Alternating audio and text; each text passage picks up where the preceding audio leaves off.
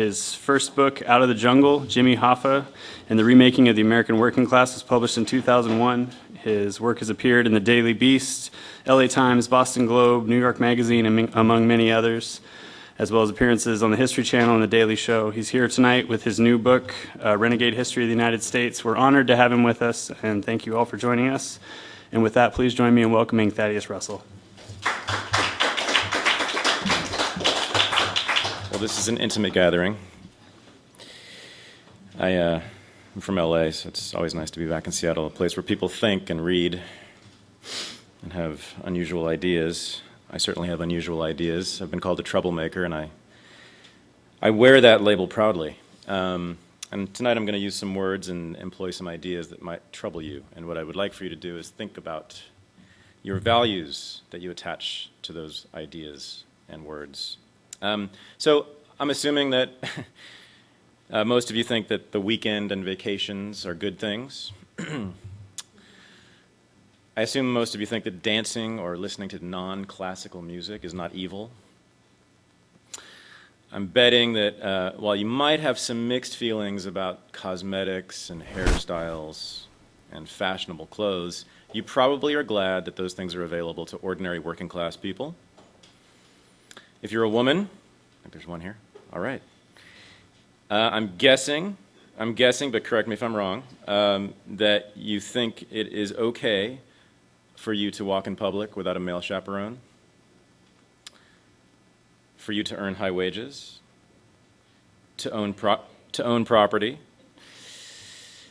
I would also bet that many of you believe that oral sex, interracial sex, and sex outside of marriage are not wicked. So if any of this is true, I want to introduce you tonight to your cultural ancestors, people you probably are not aware of as being your cultural ancestors. And these are people I think you should also consider to be your heroes. Your cultural ancestors are drunks, prostitutes, lazy workers, and shiftless slaves. These people should be your heroes because they pioneered many of the freedoms and pleasures that you probably could not imagine life without. And the enemies of the freedoms that your ancestors pioneered are probably not the people you think they are either. If you're a conservative, I doubt there's anyone tonight, but if you are one, you'll probably be glad to know that the Founding Fathers, because conservatives tend to revere the Founding Fathers, that they opposed your freedom to have leisure from work. They opposed your freedom to listen to or dance to non-classical music. They opposed your freedom to make yourself look physically attractive with fashionable clothing, makeup, or hairstyles. And they opposed adamantly, consistently, and loudly your freedom to have sex outside of marriage.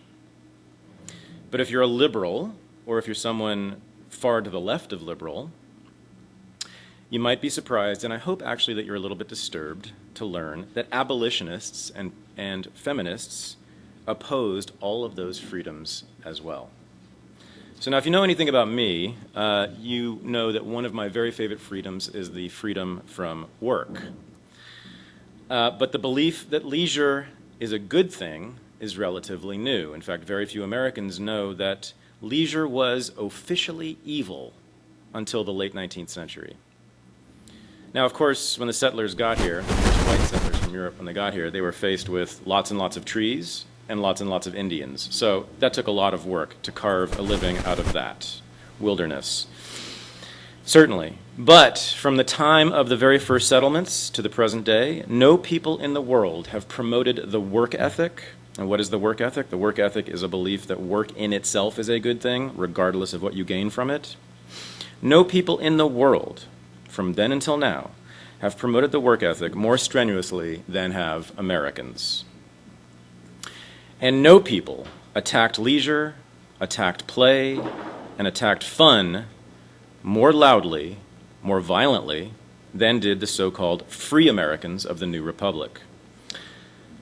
From the time of the very first Puritan settlements in New England through the Industrial Revolution of the late 19th century, children's books, school primers, newspaper editorials, poems, pamphlets, sermons, and political speeches pummeled Americans with the idea that to work was to be godly and to be idle was to be wicked.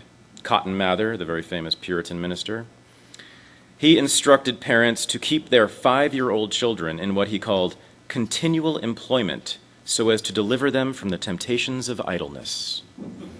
And then another Puritan minister, a little bit less well known, but also quite prominent among Puritans, named Thomas Shepard, he told his own son, who I think was 8 years old at the time, to, quote, abhor 1 hour of idleness as you would be ashamed of 1 hour of drunkenness.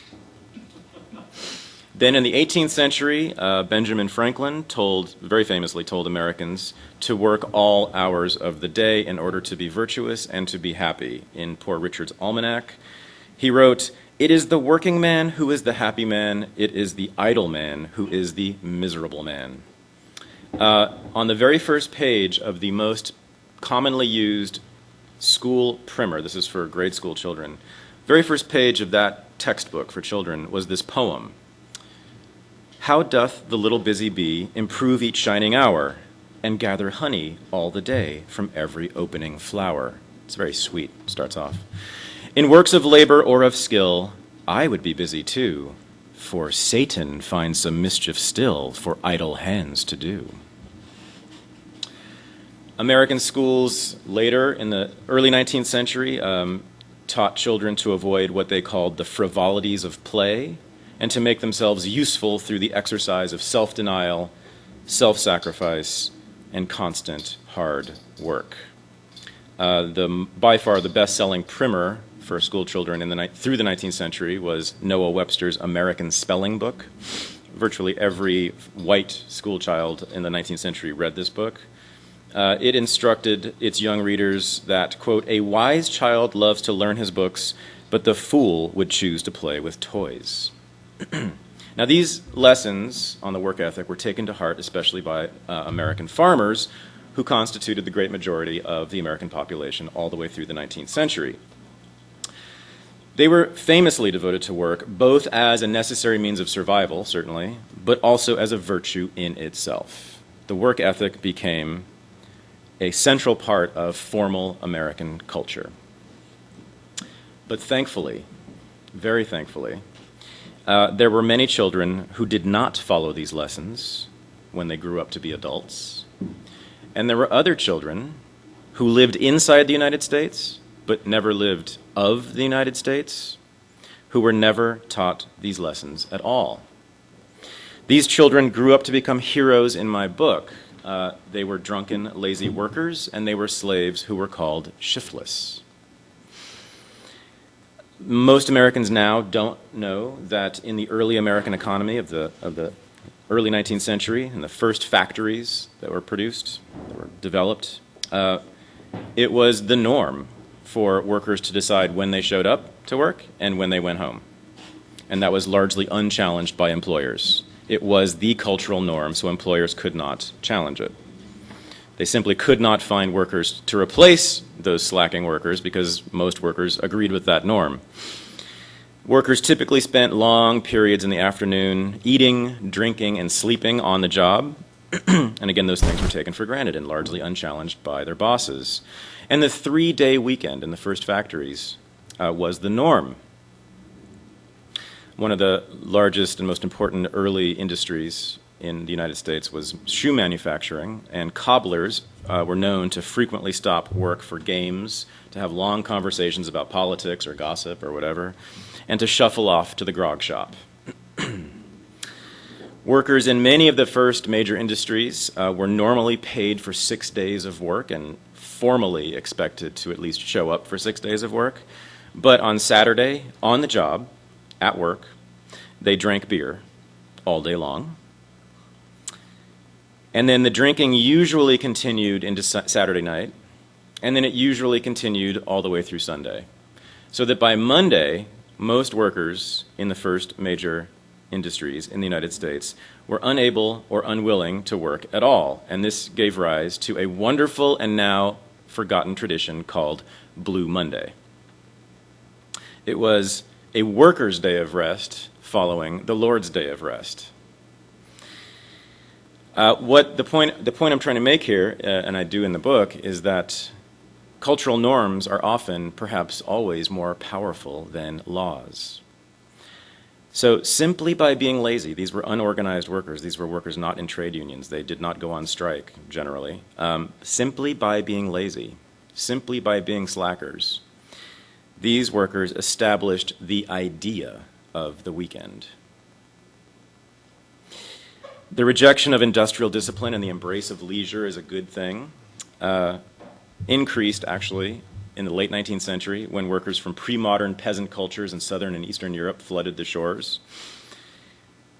Immigrant workers in New York City shipyards made their bosses very angry by taking long breaks to eat cake, to eat candy, and to take long trips to the saloon for wine and whiskey. Workers in the first pottery factories were known to work in what employer called great bursts of activity and then disappear for several days at a time.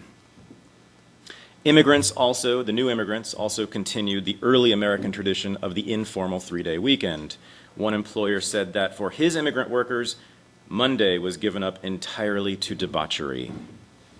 The owner of a cigar factory, cigar manufacturing was another important industry in the turn of the century economy. He complained that his employees spent far more time slacking than they did working on the job. He said, "The difficulty with many cigar makers is this. They come down to the shop in the morning, they roll a few cigars, and then they go to a beer saloon and play pinochle all day long. They work at most 2 or 3 hours a day." And he could not find replacement workers who were willing to work any harder. They simply did not believe that work was a good thing. None of this should be surprising to anyone who is aware that the Protestant work ethic is not natural. It doesn't grow out of the ground like a tree. And it most certainly was not invented in the peasant societies of Europe, where most of the early American workers came from. And it was especially an alien concept, a really weird concept, in Southern and Eastern Europe, where most immigrants of the late 19th century came from. All of those workers had to be trained to believe that work, regardless of what you gained from it, was a good thing in itself. They had to be trained to be Americans. The Protestant work ethic most certainly was not invented in West Africa either, and so it should be no surprise at all that slaves rejected it as well. The idea that work was virtuous was an entirely Northern European, American, middle class, and white invention. Many, many visitors came from the north and toured southern plantations, and they were again and again and again struck by how much less slaves worked than did so-called free laborers. And in fact, economic historians now have determined that on average, slaves worked 400 fewer hours per year than did northern white free, quote-unquote, farmers. Hundreds of ex-slaves who were interviewed in the 1930s about their experiences as slaves complained that they were actually expected to work much harder as free laborers than they were as slaves. And nearly all of the ex-slaves who were interviewed rejected entirely the concept of work as being godly or virtuous. You probably all love the vacation, that we have it, or at least we are supposed to have it. In America, we're having it less and less, I know. The concept of a vacation did not exist in the United States. The idea that you were entitled to a long break from work simply did not exist in the United States until well after the Civil War. Now, slaves did not employ the concept of the vacation. They certainly didn't invent the term, but they sure as hell pioneered the practice. An ex-slave named Lorenzo L. Ivy remembered it this way. He said, "Sometimes slaves just ran away for a week or two to get a rest from the field, and then they came back." Another slave named Sally Smith, this is a very typical statement made by the ex-slaves in the interviews. She said she took frequent breaks from work. She said that all the slaves she worked with did the same thing. And most importantly, unlike free laborers who subscribed to the work ethic, she felt no shame in it at all. She said, "Sometimes I'd go so far away from the plantation I couldn't hear the cows moo or the roosters crow." Now, slave owners called this practice of leaving for periods and then coming back in these unauthorized breaks, they called it truancy. It was rampant on southern plantations, and it was far more common than slaves leaving permanently.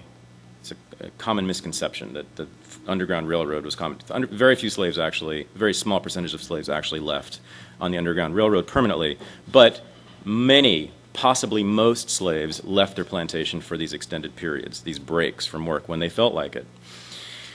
Virtually all of the plantations whose records are available show that disappearances lasting days, weeks, months, and even years were common.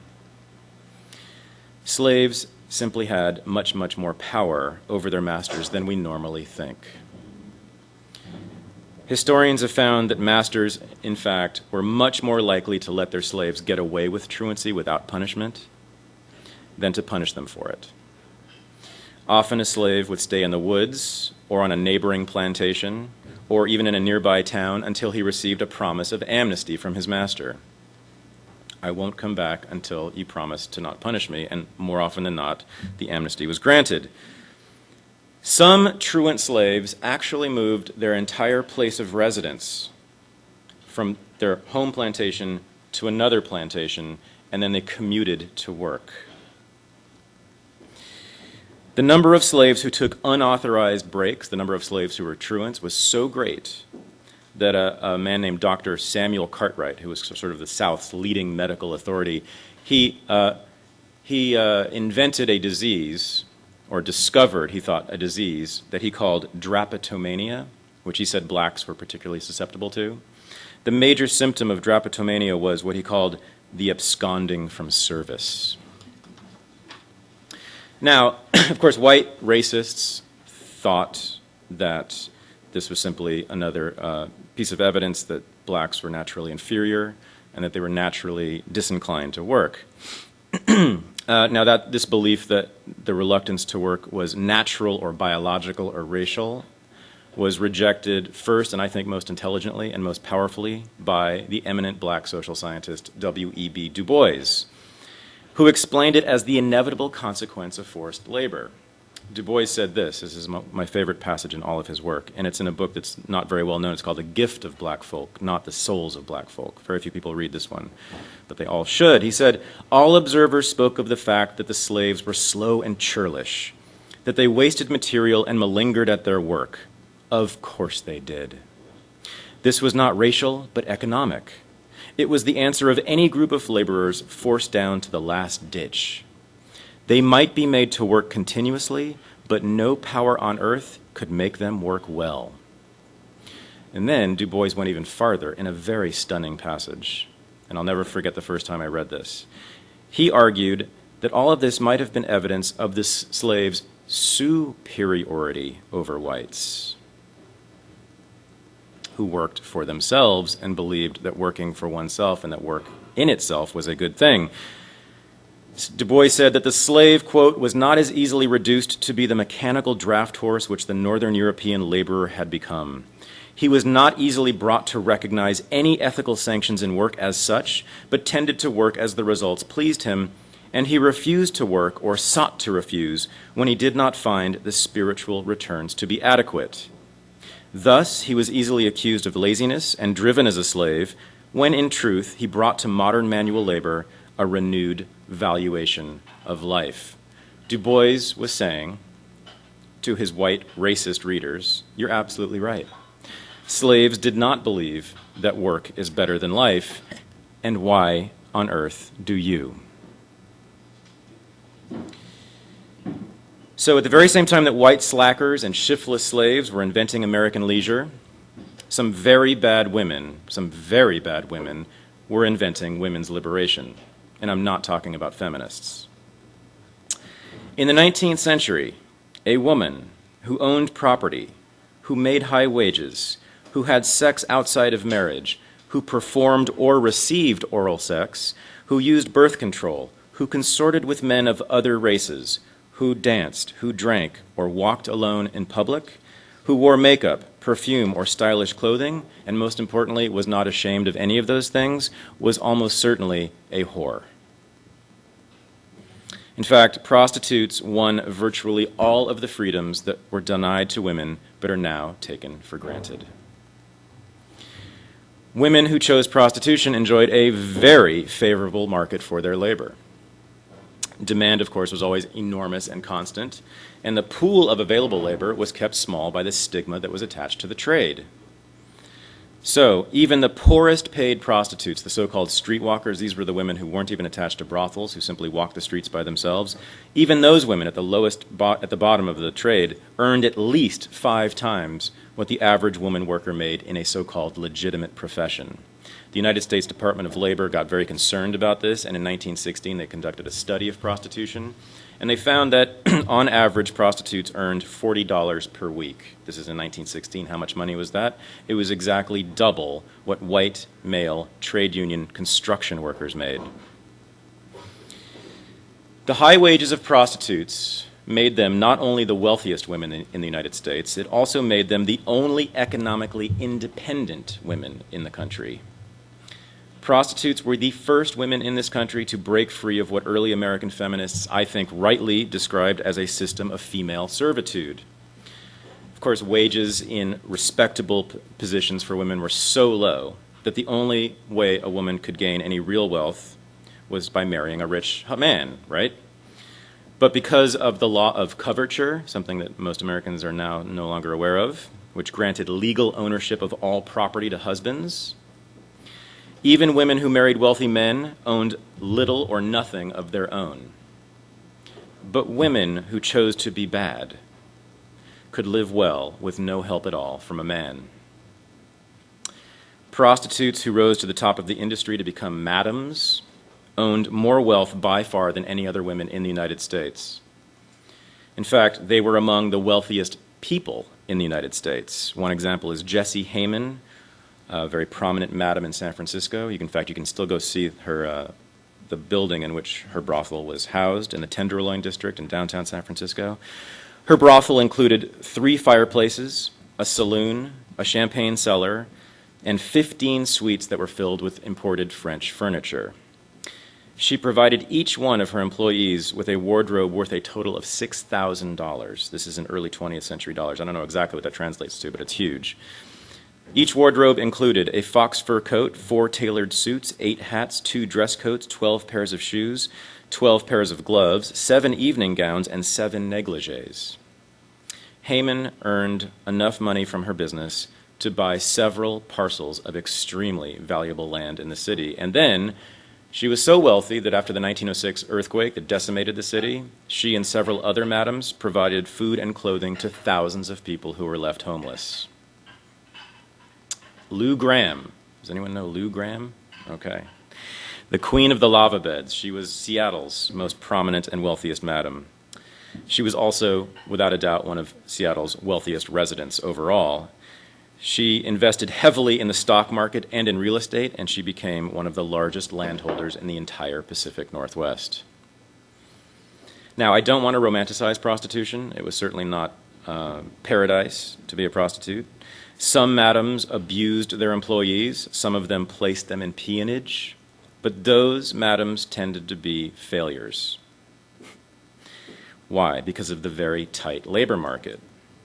To attract women in the very competitive markets, especially in western boomtowns, where the demand for prostitutes was always intense, most madams not only paid their employees far higher wages than they would find in any other employment, they also typically provided free birth control, free health care, free legal assistance, free housing, and free meals for their employees. Very few Americans of either sex in the 19th century, and even today, enjoyed such benefits.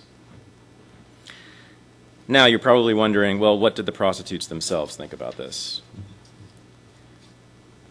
And we have some answers to that question. And some of the answers might surprise you. In 1859, a very prominent doctor in New York City named William Sanger conducted a poll, a survey of 2,000 women who sold sex. And Sanger went into this expecting them to all say, I became a prostitute because I was destitute. And he was shocked at what he found. Now, roughly half of the prostitutes he interviewed did give him the answers he was expecting. They gave answers such as, to the question he asked them was, what was the cause of your becoming a prostitute? Roughly half of them said things like destitution, seduced and abandoned, or ill treatment of parents, relatives, or husbands, or bad company generally. But to Sanger's great horror and surprise, 513 of the women he interviewed said that this is more than one quarter, said that they chose their profession in order to gratify their sexual desires. Sanger said that the women who gave this answer revealed what he called an innate depravity, a want of true womanly feeling, which is actually incredible. And then, this is not the entire, there's even more answers that are more surprising. A large number of the women he interviewed did not even see their profession as being work at all. 181 of them stated as their main reason for choosing it, quote, drink and the desire to drink. 124 of them saw prostitution as, quote, an easy life. And then 29 women, and these might be the baddest renegades in all of American history, said that they became prostitutes because they were, quote, too idle to work. The two leading historians of American prostitution have found similar evidence. Timothy Guilfoyle wrote a very important book on prostitution in 19th century New York City. He said, these women did not view prostitution as deviance or sin. Rather, they considered it a better alternative to the factory or domestic servitude. And Ruth Rosen, who wrote the very first scholarly study of prostitution that was published in 1978, I think it's still the best book on the subject. Rosen said, she was, quote, struck again and again by most prostitutes' view of their work as being easier and less oppressive than other survival strategies they might have chosen. And actually, the chapter on prostitution was excerpted on Alternet for about a week, and hundreds of people wrote in, and dozens of them were former current sex workers. And they argued, if you think that if they think of exploiting your body in that way, using your body for sex, rather than being exploited to work on a factory or scrubbing floors, if you think selling your body for sex is worse than selling your body for scrubbing floors, that says something about what you think about sex. And I think they might be right. Prostitutes also undermined virtually every sexual taboo that limited the freedom of women. In 1873, the United States Congress passed the Comstock Act, fairly famous, infamous law. The Comstock Act effectively banned the distribution of birth control. It was in effect until the 1920s.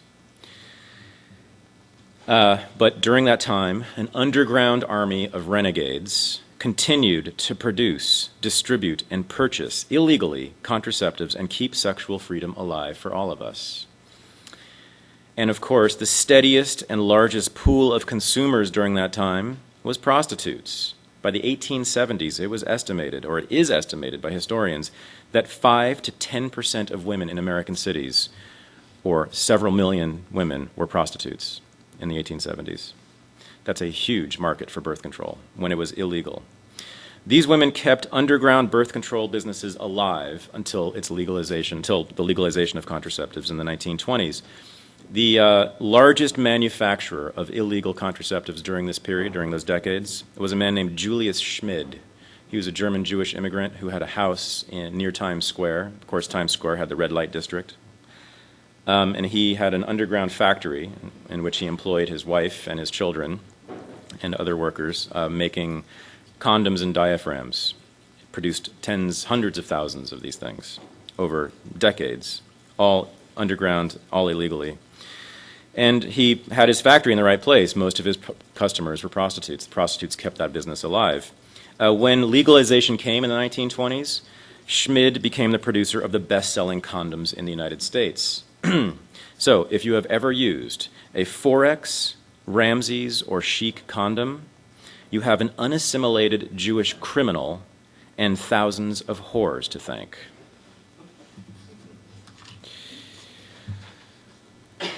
Prostitutes were the vanguard of the sexual revolution that broke open the erotic lives of Americans. In the 19th century, oral sex was universally condemned as a sin. During that time, brothels were the only place that a man could receive it without coercion, without rape. Until, in fact, well into the 20th century, medical sexual manuals and marriage advice books that sort of instructed couples how to have sex, they either ignored oral sex altogether or they condemned it as being pathological and perverted. As of 1950, fellatio, even when practiced by a married couple, was a felony in all 48 states. And cunnilingus was a felony in 41 states, which might be an indication of early women's liberation, but I'm not sure. Now, of course, no doubt that many Americans practiced oral sex anyway, but the important point here is that prostitutes were practically the only ones who did so publicly and with no apparent shame.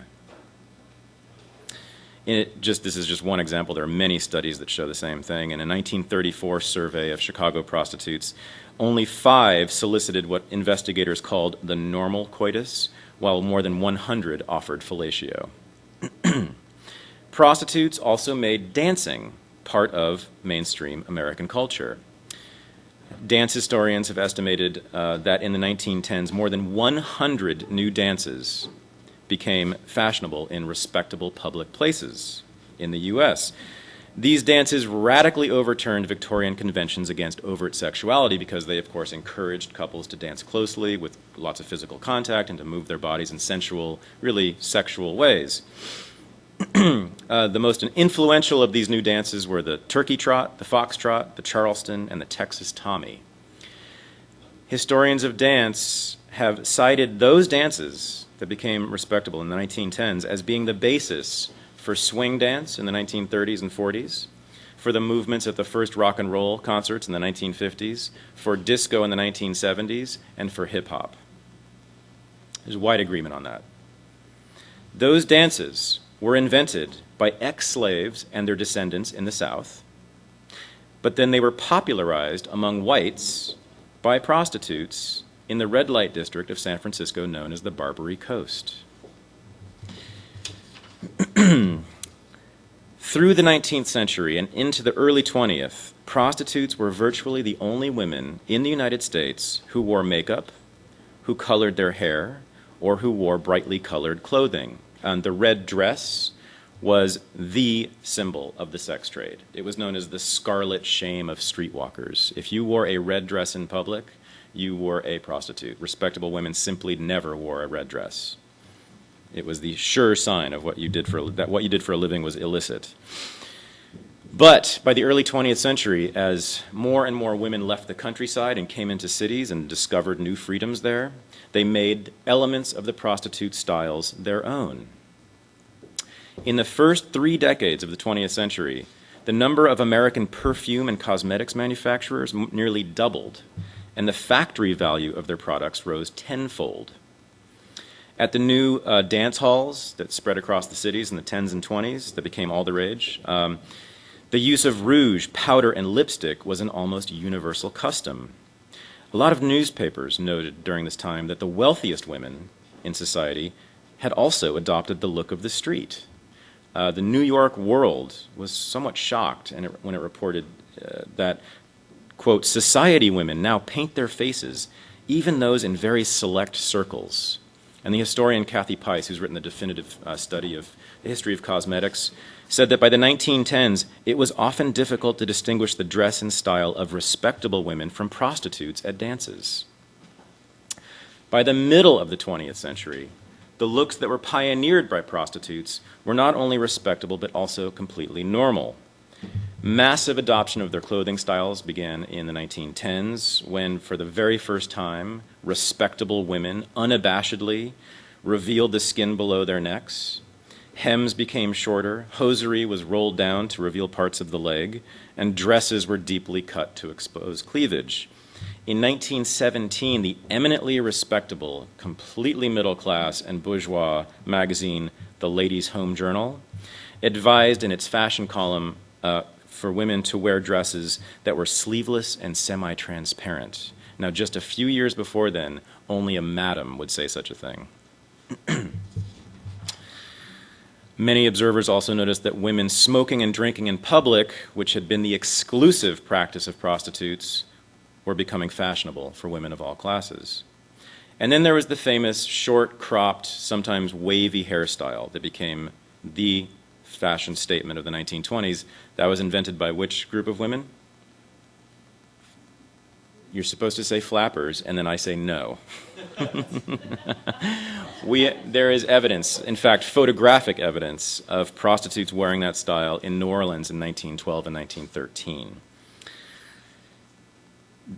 That style, that flapper style that was actually invented by prostitutes, became so common that it was worn by First Lady Lou Henry Hoover in her official portrait, and by First Lady Eleanor Roosevelt in her official portrait, both of which still hang in the White House. And then there was the scarlet shame of whores, the red dress. What happened to the red dress? Well, as you probably know, it became the symbol of American female respectability. Flash forward many, many years to 2005. Laura Bush unveiled in that year at the White House in a ceremony the First Lady's red dress collection. It was a charity for heart disease. At the inaugural event, Laura Bush spoke on behalf of her 6 predecessors, and she said this: "Mrs. Reagan's love of the color red is well known. Lady Bird Johnson celebrated her 80th birthday in her red evening gown. Betty Ford's and Rosalind Carter's red dresses were reliable favorites. Barbara Bush wore red to a state dinner, accompanied, of course, by her pearls. Hillary Clinton's red dress set just the right tone on Valentine's Day, and I wore my red dress to the Bolshoi Ballet in Moscow. We've all made good use of our red dresses." You may or may not know that Michelle Obama became the First Lady to appear on the cover of Glamour magazine last year. Guess what she was wearing? Prostitutes were also the pioneers in this country of racial integration. During the height of Jim Crow, this is the period from the late 19th century to the early 20th century when on average 1 black man was lynched per day in the South, countless thousands of other black men had sex with white women with impunity in the brothels of the wild towns of the West. In fact, no place on the planet was more integrated, I am convinced, after 10 years of research on this, than the 19th century Western whorehouse, saloon, or dance hall. A lot of residents and travelers in the West during this time reported on what they called the kaleidoscopic social makeup of saloons and dance halls. They also reported frequently on the high incidence of interracial sex, in particular in brothels. So-called black and tans were very common. Black and tans were brothels in which both white and prostitutes were employed, and which catered to both white and black customers.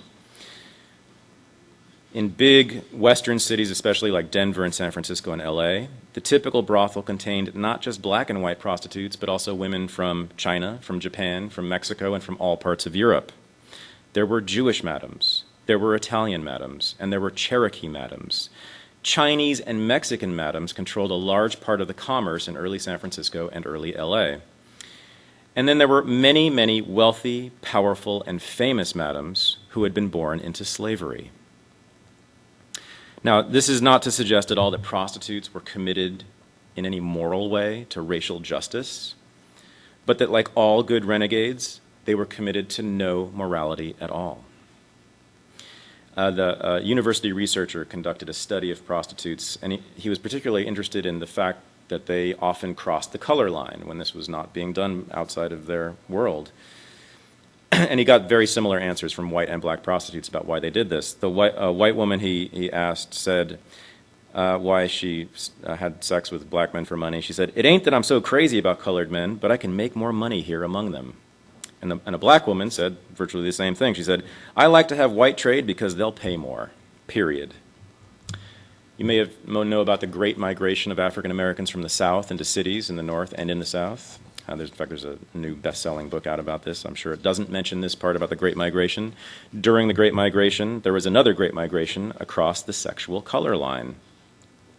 In Chicago and New York, police investigators reported frequently on the proliferation of brothels which explicitly and specifically and loudly and unashamedly sold and marketed the violation of America's greatest taboo. A lot of these establishments catered either to black men seeking white prostitutes or to white men seeking black prostitutes. In 1928, this is decades before the Civil Rights Movement began, this is 1 year before Martin Luther King was even born, undercover investigators of brothels in New York City found racial integration nearly everywhere they looked. One of the most thriving establishments of this kind in New York was a place called Span's. It was in Harlem. And it advertised itself in newspapers and on its door as a club of, quote, white women for colored men. Another speakeasy in New York was described by investigators as employing, quote, white women operated for colored men only. And in Chicago, a black-white club was visited by an undercover investigator, and at that club he found 9 white women, 8 of whom were there in the company of black men. Now, just like their counterparts in the western boomtowns, the proprietors of black-white brothels in the North were pure renegades who cared little for morality. They cared little for social conventions. They cared little for the wishes of the community. One of them put it this way: we take anybody that has the money. And like all good renegades, I argue in the book, they opened freedoms for countless people. So who were the enemies of these renegades? And who were the enemies of the freedoms that they pioneered? Some of them were the usual suspects. Some of them were the kinds of elite white men you might expect, but others were not. The Founding Fathers waged a relentless attack on what John Adams called the corruption which is prevalent in so many American hearts, a depravity that is more inconsistent with our Republican governments than light is with darkness. The founders wrote pamphlets after pamphlets, after books. They gave speeches after speeches extolling the work ethic. They called for Americans to shun non-marital sex of all kinds. One of the leading industries of the early 19th century was for devices that stopped people from masturbating. There was one of the most commonly used devices at the time, promoted by some of the Founding Fathers, kept women from opening their legs. The Founding Fathers, especially John Adams, believed that dancing would destroy the Republic. Adams was very concerned about this. He wrote a lot about it. They told Americans to resist any clothing that made them look fashionable. Benjamin Franklin said that the good American wears simple, homespun, homely clothing. Many great capitalists, you may not be, probably are not surprised to hear, in the 19th century upheld the work ethic, of course, for their workers. Thousands of ministers did so as well, and these groups helped create a formal culture in the United States that many have described as being more repressive than Victorian England. But a lot of the figures now known as the people's heroes, the voice of the oppressed, also attacked renegade freedoms and pleasures. Very, very few Americans are aware that most abolitionists believed that one of slavery's great evils was its promotion of laziness. Abolitionists argued consistently that because slavery denied the incentive to work, it produced not only what one of them called ignorance and stupidity among the slaves, but also, quote, the petty thefts, the necessity of constant watching, and, rather than the willful exertion of free labor, reluctant service. Opponents of slavery disagreed over a lot of things. They disagreed over whether to invade the South. They disagreed over whether blacks were biologically inferior, but they all agreed that the institution of slavery made people less industrious. Abolitionists produced statistics, reams of statistics, showing that slave labor was less productive than free labor, and they publicized their observations that slaves did not hold the work ethic. James Tome was a very well-known abolitionist in the 19th century. He was also one of the few who lived on a plantation, one of the few who had experience with slaves directly. And he said this about slave culture, and this was very similar to what other abolitionists were saying. He said, "Slaves roam over the village streets, shocking the ear with their vulgar jestings and voluptuous songs. They passed the evening in gambling, dancing, drinking, and the most obscene conversation, kept up until the night is far spent. Then they crown the scene with an indiscriminate debauchery. According to Tome and many abolitionists, slaves were having way too much fun. And according to them, this terrible freedom, this terrible love of life over work, was caused by the exclusion of slaves from the culture of self-restraint. And I think they were exactly right about that. Slaves had not been taught to love work. They had not been taught to be American. A major argument for going to war against the South was to make the region and its slaves less licentious and more productive. Now, just like the abolitionists, early American feminists are often thought of as being proponents of freedom. But feminists in the 19th century, unfortunately, did a lot to punish the renegade women of the time and to squash the freedoms that they created through what was called, and this sort of says it all, the social purity movement. Organizations such as the Women's Christian Temperance Union and the National Purity Association became training grounds for the suffrage movement, and they were enormously powerful lobbying groups between the 1870s and World War I. Ruth Rosen, the historian I cited earlier, put it this way. She said, "Feminism and social purity were very much intertwined, with members of each movement supporting causes of the other." Social purity activists formed vice commissions in nearly every city in the United States, and their stated goal was what they called the absolute annihilation of prostitution. They carried ominous names like the New England Watch and Ward Society, the New York Committee of 14, and my favorite, the Los Angeles Morals Efficiency Committee. In the first 2 decades of the 20th century, the vice commissions that were led by feminists successfully lobbied police and courts to radically increase prosecution of prostitution. In response to their lobbying, several states built reformatories specifically for prostitutes, in which women were trained to sew and clean and cook, to be wives and mothers. Most states during this period passed laws that allowed courts to shut down brothels entirely, board them up, and kick the inhabitants onto the streets. So suddenly, prostitutes were left without the protection of a madam, and most madams before then owned and used guns, and most madams during that time employed police officers to protect their employees. They no longer had that protection. They no longer had the protection of the four walls of the brothels. They were left to deal with hostile cops and sadistic customers all by themselves. So they had nowhere to turn, but where? To male criminals. This is when pimps began to dominate the practice of prostitution. So by attempting to banish the sex trade, feminists simply moved it from female power to male power. Feminists, unfortunately, also contributed greatly to the growing theory, now known as eugenics, that sinful behavior, such as prostitution, was genetically determined. 12 states passed laws that allowed judges to order the forced sterilization of criminals and people who were classified as perverts, idiots, or feeble-minded. Prostitutes were generally thought to belong to all four categories.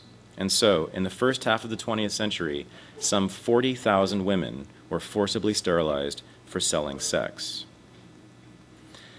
So, why did those people who spoke on behalf of the people, the voice of the oppressed, work so hard to vanquish the freedoms that so many of us now cherish? And the answer, I believe, can be found by looking at American history in a new way, and that's what I try to do in this book. The story of this country is not just one of struggles between rich and poor, between white and black, between men and women, although I think those struggles are all central and important. American history was also driven by clashes between those interested in preserving community and those who were more interested in pursuing simply their own desires. This was the fight between the respectable and the degenerate, the moral and the immoral, between good citizens and bad citizens. This is the story of American civilization and its discontents. So on one side of the struggle, I put together a lot of groups you don't normally think of as being linked. People like the Founding Fathers and abolitionists and great capitalists and feminists. Later in the book, I link to them as well. Civil rights leaders and trade union leaders. What links them all together? All of those groups either held or sought social power, which meant that they also sought social control. And therefore, they worked very hard to limit the personal liberties of their constituents. So there's always been a conflict between these power-seeking moral reformers on the one hand and the lowbrow, unseemly culture of the streets. But I want to make one thing very clear. I'm not a nihilist. I am not advocating a renegade revolution. That would be no place I would want to live in.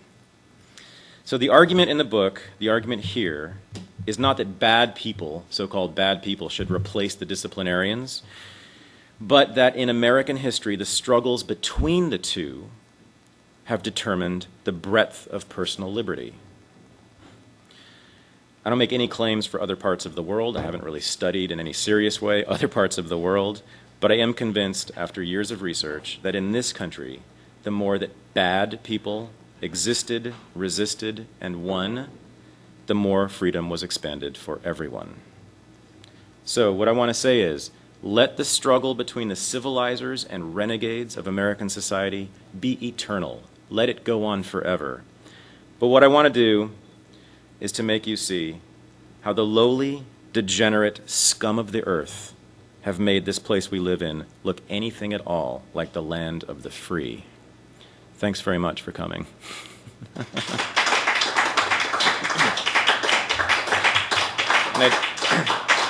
Now I'd love to conduct a very intimate conversation with you. Yes. But your final message that at the end of your speaking, you said like the struggle is necessary and about like these more corrupt classes are enabling freedoms. Your thoughts? Yeah. Well, I'm not actually sure. Of like legalization of marijuana, but I mean other trends, and I mean obviously it's kind of hard to. Yeah, well, so I have a lot to say about that because I live in California, and so we have the initiative coming up in November to legalize marijuana. It is actually the way that the proponents of the initiative frame it, talk about it, is almost puritanical.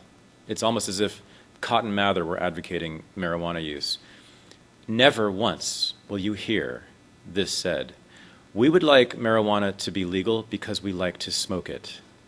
Because it feels good to be high. Period. You will never hear that. Just like you will never hear from pro-choice activists, we would like to have sex and not worry about getting pregnant. Period. Never is that the way they argue for it, right? It's always about rights and about the woman's autonomy, blah, blah, blah. If you read Roe v. Wade, there is no mention at all of sexual desire and the wish to, act on it without consequences, right? So they know. So the advocates of the initiative in California to legalize marijuana, they frame it as this human right. It's about personal autonomy, privacy, blah, blah, blah, blah, blah. And then, of course, they're going to regulate it and educate it. That's a part of the bill, actually, is to enact education about marijuana and its proper uses in the schools, I guess, or in public education campaigns, I don't know. But there is no mention, ever, of pleasure in any of that. So in that movement, in those two movements, you actually see this tension inside the same movement, inside the same people. And so what I'm really arguing is not that there's, although sometimes it sounds like it, that there's these wild renegades over here, hedonists, and that there's these uptight, repressed Puritans over here, and that there's a fight between them.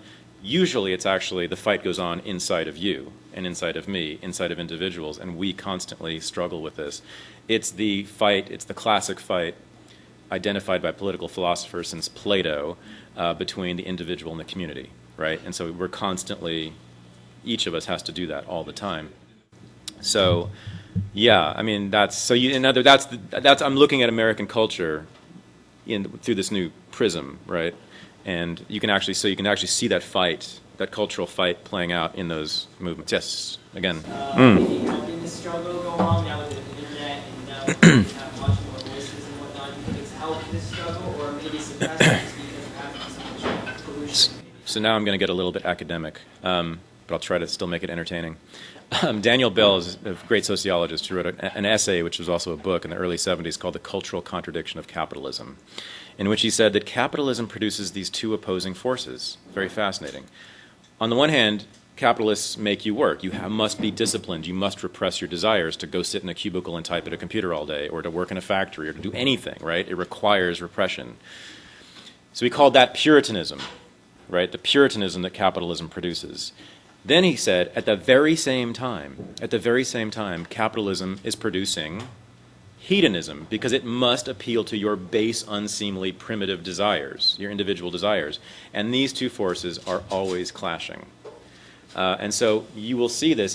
Go turn on the TV right now and watch it for 5 minutes, and I promise you, in that 5-minute span, you will see both Puritanism and hedonism expressed. You will see Britney Spears, and you will hear Barack Obama talk about how we should all be workers and fathers and mothers and citizens and soldiers and die for our country. And that's constantly played out.